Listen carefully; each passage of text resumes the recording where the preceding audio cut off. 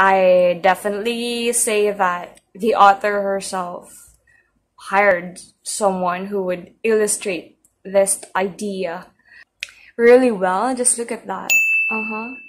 Hey there, it's Riz and welcome to my channel. If you are new here, I am a small booktuber from Davao City, Philippines, and most of the time I post book-related videos and sometimes I also post faith-related videos. So this time around, I'm gonna be talking about Ninotcha Rosca's novel. It's an allegorical novel. It's called State of War. So I have been reading this for 2 weeks already, 3 weeks, running 3, and I am still at this part, page 93. I'm such a slow reader this time. So let me read to you the synopsis. So it's all about a lavish festival amid a long-drawn war. The defining image of this allegorical novel portrays the deep-seated consciousness and longings of people facing the dark days of martial law regime. Yeah, so actually for the first few pages you couldn't really figure out that it's about martial law. Yeah, maybe the book uses terms and patterned her characters to the famous icons during the martial law, but all throughout the reading so far, for the first like 95 pages, you wouldn't really feel like it's the real martial law, because again, the book is just an allegory, just a representation of what had happened during the martial law, and if I may say, reimagination of martial law. We continue. Desperate for relief for the violence and repression in the city, the main characters Eliza, Adrian, and Anna set sail for the island of K.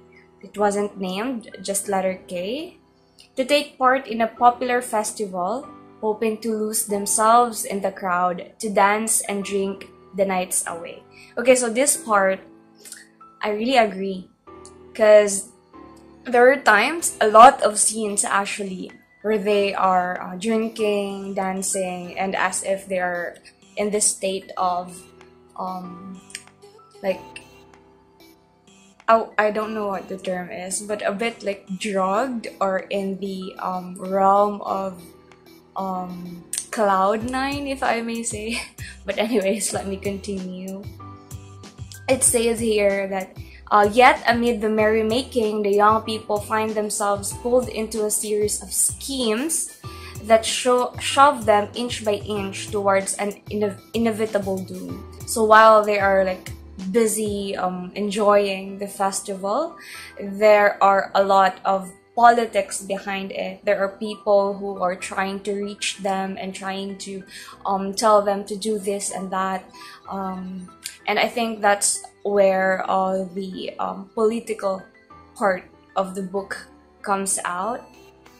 And let me continue. In this gripping tale of revelry, torture, subterfuge, and warfare, State of War creates a forceful impression on readers by exhuming the buried bodies and forgotten atrocities of a repressive regime, and illuminates the conflicts and turmoils of an entire country and culture. As what I've observed, the author here really use a lot of, if I may say, highfalutin words. So there are parts of the book where I have to like repeat sentences over and over again just to figure out what it means. And I must say that the scenes themselves are a bit unfamiliar to me. So I couldn't help but compare it with the last book that I was reading. It's by Luwalhati Bautista. The title is, what was that? Desaparecido. So that too is about martial law, and I think that book is much familiar. The language itself is much more easier to read than this. But don't get me wrong, while this one has a lot of like difficult words, but at the same time they're very beautiful and very poetic, if I may say, very artful. So I would say that each of the words were properly picked to really subtly make the scenes beautiful while the martial law is on the background. So that's quite paradoxical, but if you'd read this, you'd probably get what I mean. Let me continue. Oh, so there are a lot of blurbs here, just few people. But let me read what Rickley said about this book. It's on this part. It says here, an urgent read more than ever. A reminder of who we are and what we could have been as a nation. So yeah, that's it. That's how I find the book so far. It has been a really artful kind of reading. I must say that if you are really into fiction or reimagined realities, this could be enjoyable for you. What else? Oh, let me just talk about the cover. So this cover is really unique and really, I must say, it's well thought of. First things first, I'm sure you could see it by now. So there's as if a skull, but actually these two right here are palms, like coconut palms. And these people here, they're like characters dancing around. So yeah, and there's this like a tower or a building. Yeah, so I definitely say that the author herself hired someone who would illustrate this idea really well. Just look at that. So if you could see this in person, you'd definitely get a orangey, summery kind of feels on it. Oh, I must say, I misused the word festive. So the color yellow, orange, blue, green. I don't know if my camera would do any justice. So this one, it's this thick. And the pages are just, yeah, simple. No illustrations at all. Even the each of the chapter, this one, it's just too simple. But it wouldn't really affect your reading. It's not that boring. Yeah, it's not that boring, I must say. But it's just, how would I say, alien to me. Okay, to me as a reader, it's really different from what I have read before.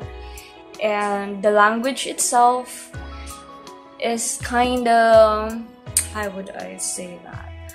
Not that easy to read. So I must say that it's not the type of book that you just pick and just read casually. So yeah, that is also the reason why I haven't finished it quickly, because it's not that handy. I could have just placed it in my bag and just casually like pull it out whenever I'm waiting on the lines or something. What else? And oh, by the way, just a disclaimer, what I'm wearing right now does not represent anything. So I do not represent the United States, but yes, I do represent the Philippines. So I just grabbed a random shirt out from my cabinet and just wear it right away. Actually, it's early in the morning right now, that's why I'm having a bad voice. But then I figured out that I should film a short video just so I could upload something on my YouTube channel, which I have not been exerting much effort lately, so I'm kind of guilty for that. So thank you for Ina for reminding me to upload a video. She was asking me a week ago that, nga nung wala na ka nag-upload of videos, I was like, oh, I'm so busy with work and reviews and all that. And shout out to Suel, who's also like streaming a lot of my videos lately. Thank you for reminding me to produce something and upload something. So yeah, this has been Riz, laging nagpapaalala na patuloy na magbasa, magsulat at magmulat. God bless.